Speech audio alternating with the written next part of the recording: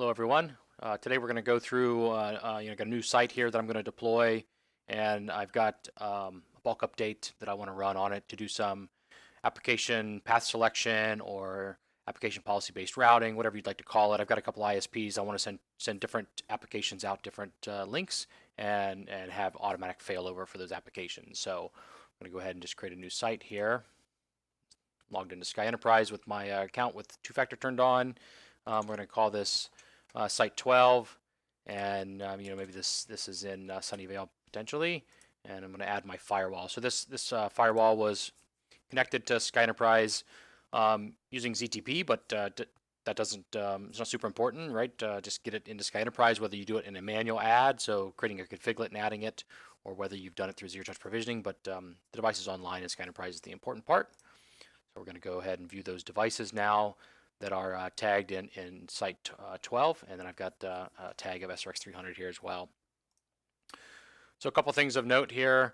You'll notice that I've got the custom SD-WAN and routing menu option. So essentially, devices running D150 or newer. So this device is actually running 18.3, but that just shows up there. I've also enabled syslog for this device, and I've got my syslog host selected and my device-specific port.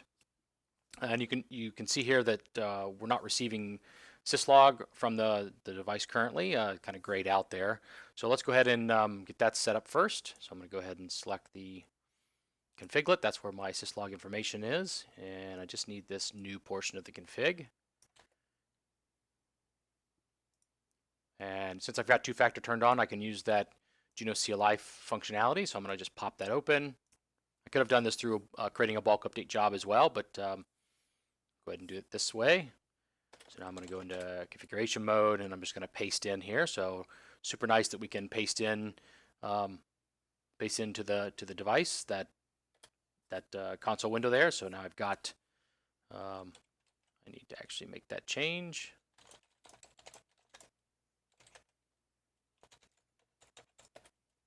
Right. If I compare. Well, that looks good. Go ahead and commit and quit.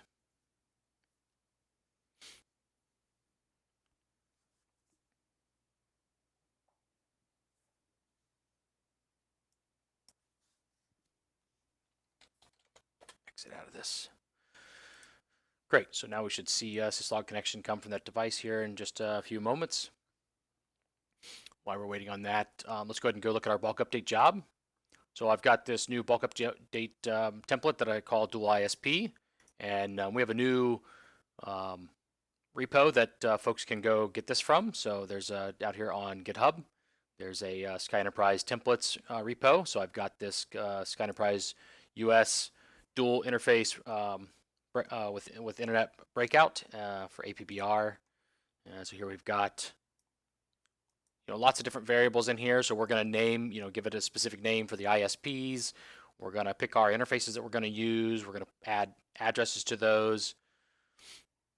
Also populate the automatic failover RPM and IP monitoring. We're going to set up a route policy because we want to leak those routes from the forwarding table into INET 0. There's our forwarding instance that we're setting up for the ability to do path selection for those applications.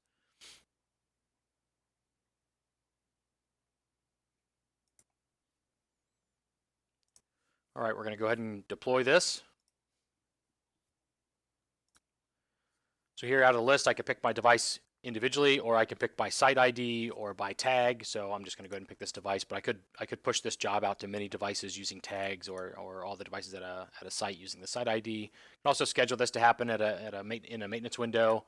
I just want to run this job now, so I'm going to go ahead and get my variables populated. So go ahead and fill these in here. This is ISP name, so I could give this, the name of the actual ISP, some type of circuit ID. I could just call this, broadband 1, broadband 2, 4G LTE, whatever the case may be. I'm gonna go ahead and fill out my gateway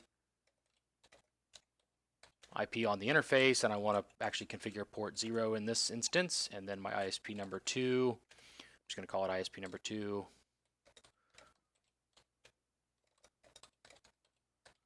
And ISP interface on this one is port 1, and then my subnet masks are /24s. So those are variables that combine together to configure that interface. Go run the update. And my tenant has commit confirmed enabled globally, so when this update runs, it's going to put those changes in, perform a commit confirmed with a rollback timer of 5 minutes, which is the default and what I have selected as well. So as long as the device stays connected to SkynetPRIZE, it'll make a second commit.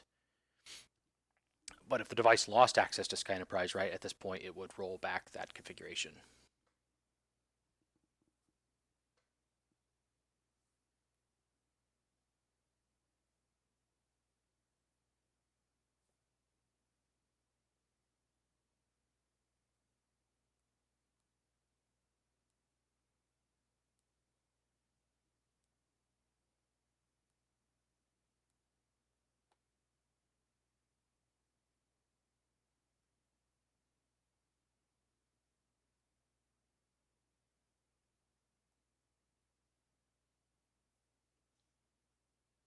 Great, our job is completed here.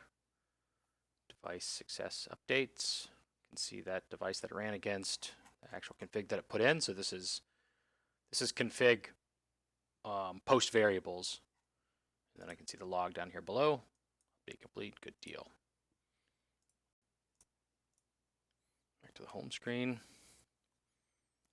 See your device is sending syslog now too. All right, let's jump in and make a new application route.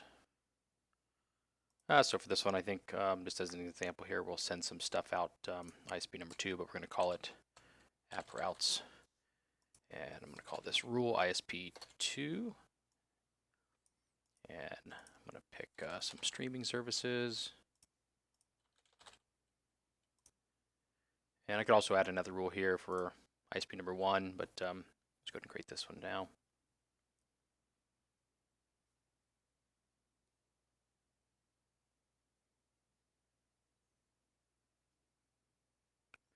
So in this instance, we have, kind of what's called local internet breakout, where we've got a couple of interfaces, a couple of WAN links there as we set up through that bulk update. And but that could just as easily be, or additionally be, IPsec tunnels going back to corporate. So there could be, 2 pairs of these where you have 2 IPsec tunnels. Maybe you're sending exchange down IPsec tunnel number 2, SIP traffic down ISP VPN tunnel number 1. And then you could also have some type of local local internet breakout where that's what I've kind of defined here at ISP number 2. I'm sending audio, video, multimedia streaming, layer 7 application matching here. And we want to apply this to that security zone and also add in the second interface. So let's go ahead and do trust zone, and we'll bind this application profile to it.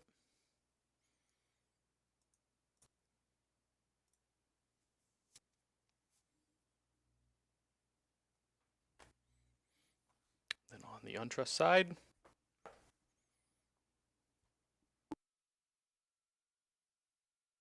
we want to add in that secondary ISP link here to this zone. Go ahead and save that.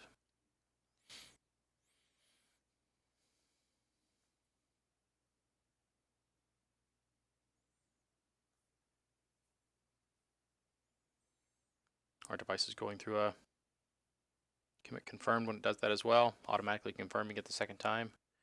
Push those changes in. All right, now let's jump over to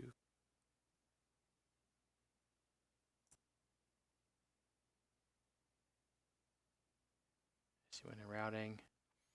See here, we're getting some application identification on the graph here.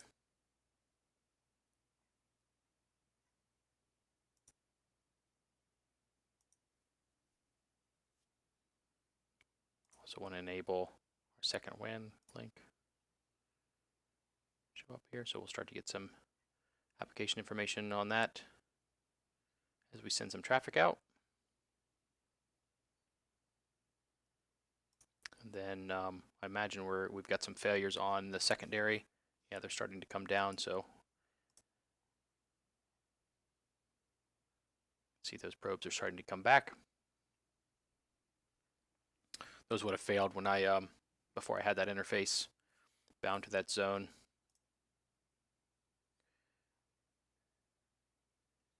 And so the RPM probes that are set up automatically fail the traffic. So if ISP number 2 fails, it puts a route in going out ISP number 1 and vice versa. Also have the ability to run some historical graphs here. POC environment, so I don't have a lot of traffic going out, but see there, some URL filtering.